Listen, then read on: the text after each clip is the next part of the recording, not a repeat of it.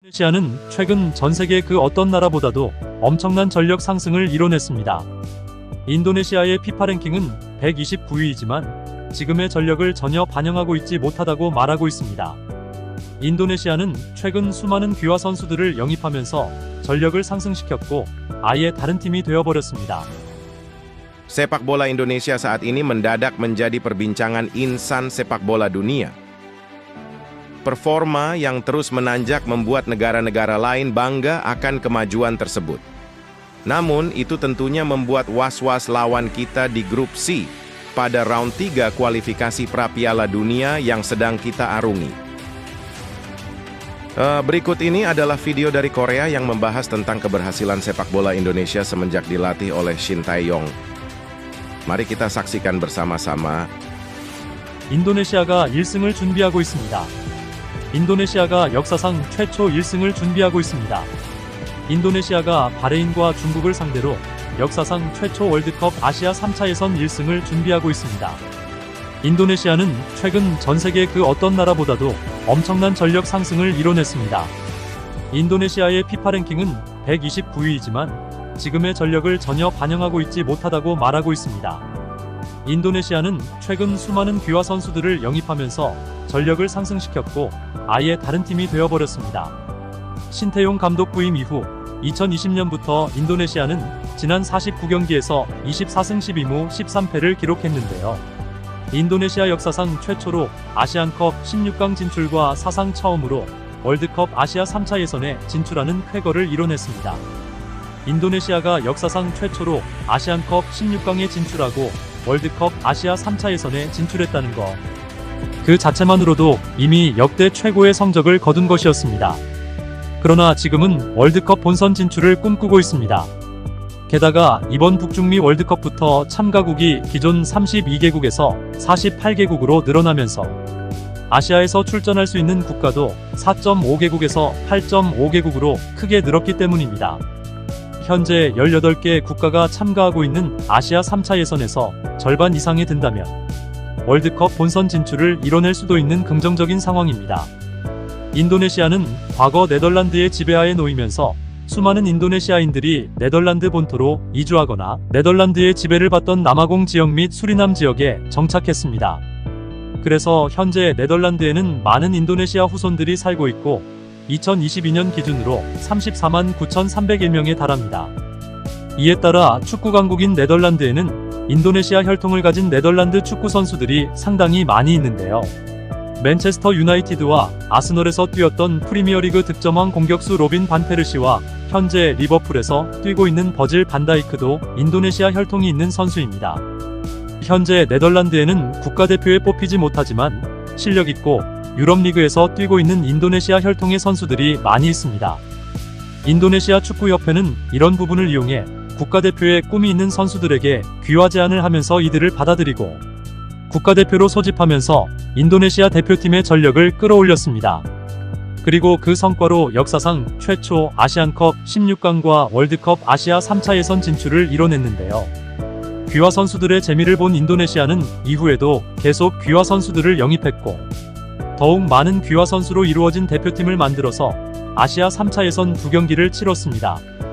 인도네시아의 아시아 3차 예선 1차전의 상대는 사우디아라비아였는데요. 사우디아라비아는 피파 랭킹 56위로 월드컵 본선에만 6번 출전한 국가로 인도네시아보다 전력이 훨씬 높은 국가였지만 사우디 원정에서 1대1 무승부를 거두며 승점 1점을 획득하는 놀라운 성과를 거뒀습니다. 게다가 선제골을 넣으며 사우디를 리드하기도 했습니다. 당시 가장 놀라웠던 부분은 선발 명단 11명 중에 무려 9명이 귀화 선수였다는 부분이었는데요. 오른쪽 수비수인 리스키 리도와 오른쪽 공격수 위탄 술라에만을 제외한 나머지 9명 모두 귀화 선수였습니다.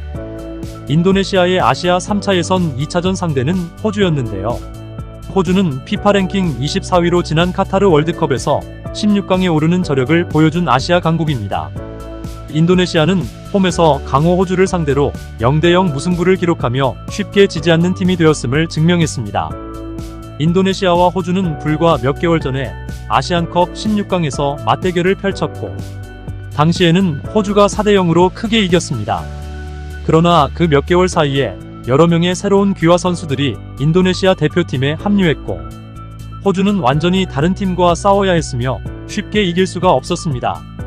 그 짧은 사이에 인도네시아는 다른 팀이 되어 있었습니다. 그리고 또 한 달이 지나서 지금 3차전을 앞두고 있는데요. 그 한 달 사이에 또 새로운 귀화 선수 2명이 합류했고, 한 달 만에 더 강한 팀이 되어버렸습니다. 1차전 사우디아라비아전에 선발 11명 중 9명이 귀화 선수였는데, 3차전 바레인전과 4차전 중국전에는 농담처럼 얘기하던 11명 전원 귀화 선수로 이루어진 대표팀을 보게 될 것으로 예상하고 있습니다. 오른쪽 수비수인 리스키 리도 대신에 새로 귀화한 메이스 히러르스가 선발로 나설 것이 거의 확실시되고 있는데요. 히러르스는 인도네시아 축구협회가 가장 공을 들인 귀화 선수 중 한 명으로 네덜란드 리그 트벤테 FC에서 주전 수비수로 뛰고 있으며 최근 맨체스터 유나이티드와의 경기에서도 맹활약했습니다. 히러르스는 반페르시가 네덜란드 대표팀에도 발탁될 수 있었다고 말할 정도로 이미 실력이 검증된 선수이며 인도네시아 팬들이 이번 3차전을 가장 기대하게 만드는 선수입니다. 히러르스뿐만 아니라 기존 주전 센터백이었다가 부상으로 잠시 자리를 비웠던 스페인 귀화 선수 조르디 아마트도 돌아왔는데요. 이로써 중앙 수비수 자리는 귀화 선수들끼리 경쟁이 심해질 것이며 그만큼 대표팀의 전력은 상승할 것으로 예측됩니다. 그리고 유일하게 남은 인도네시아 출신 오른쪽 공격수 위탄 술라에만은 새로 귀화한 엘리아노 레인더스의 투입으로 빠질 가능성이 있습니다. 엘리아노 레인더스는 빠른 스피드를 가진 우측 수비수로 미드필더와 우측 공격을 맡은 적도 있는데요. 현재 상대에 따라서 인도네시아 미드필더 포지션 변경이 있는데 선발과 교체 출전하는 위탄 술라에만이 그라운드에 없을 경우 미드필더와 공격진 모두 귀화 선수들로 채워질 확률이 아주 높습니다. 그렇게 되면 정말 웃으면서 말하던 귀화 선수 11명으로 이루어진 대표팀이 완성되고 이 순간은 이번 바레인과 중국과의 경기 중에 나올 것으로 기대하고 있습니다.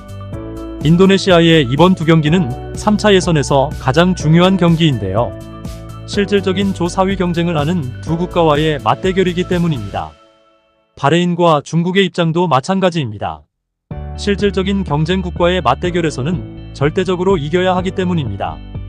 이 때문에 인도네시아의 귀화 선수들이 늘어나고 전력이 상승하는 게 가장 불편한 건 중국입니다. 피파 랭킹 91위인 중국은 인도네시아보다 순위는 높으나 최근 경기력이나 선수 구성으로 보면 이미 인도네시아에게 밀렸다고 평가받고 있는데요. 게다가 한 달 전보다 더 강한 멤버를 갖춘 11명의 귀화 선수를 상대해야 할지도 모르는 상황입니다.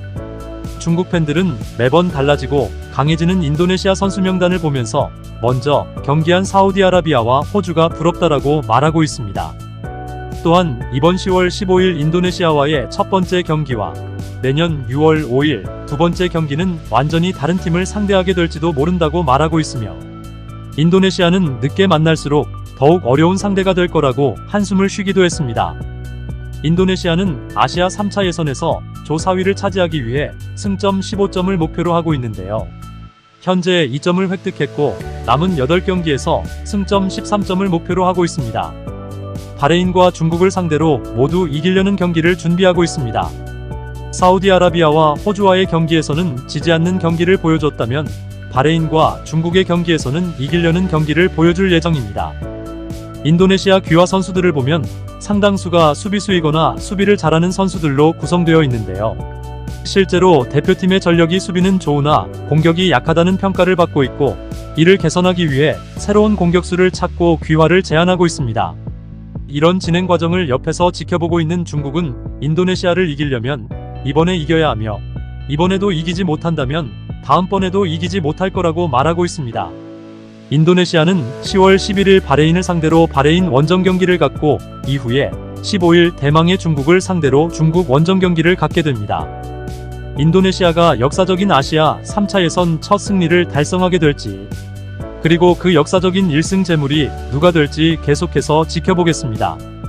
오늘 영상은 여기까지입니다. 다음번 영상으로 또 찾아뵙겠습니다. Mantap, sebuah ulasan video yang sangat menarik dari YouTuber Korea.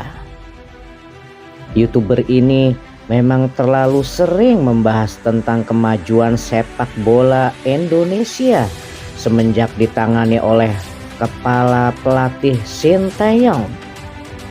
Dan komentar-komentarnya pun banyak yang positif dari netizen Korea Selatan. Bahkan ini bisa dijadikan konten oleh YouTuber Indonesia yang saat ini sedang senang membuat konten tentang sepak bola Indonesia. Mereka berpikiran positif bahwa Indonesia saat ini sedang mengalami kemajuan yang sangat pesat sejak dilatih oleh Sinteyong dan juga mendatangkan pemain-pemain naturalisasi atau lebih tepatnya adalah pemain keturunan Indonesia. Jadi antara PSSI dan Sinteyong telah melakukan beberapa kali memanggil warga negara Indonesia keturunan untuk dilakukan interview dan dinaturalisasi menjadi warga negara Indonesia, mempunyai paspor Indonesia, dan akhirnya bisa membela sepak bola timnas Indonesia pada pra Piala Dunia putaran ketiga. Memang Sinteyong sendiri tidak mau membebani terlalu berlebihan kepada pemainnya. Beliau sangat realistis.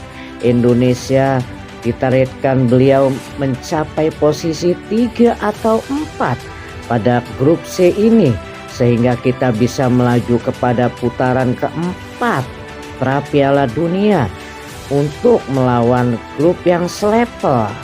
Nah, di putaran keempat inilah kita akan membuktikan bahwa kita mampu untuk menuju Piala Dunia 2026 yang akan diadakan di Meksiko, Amerika, dan Kanada.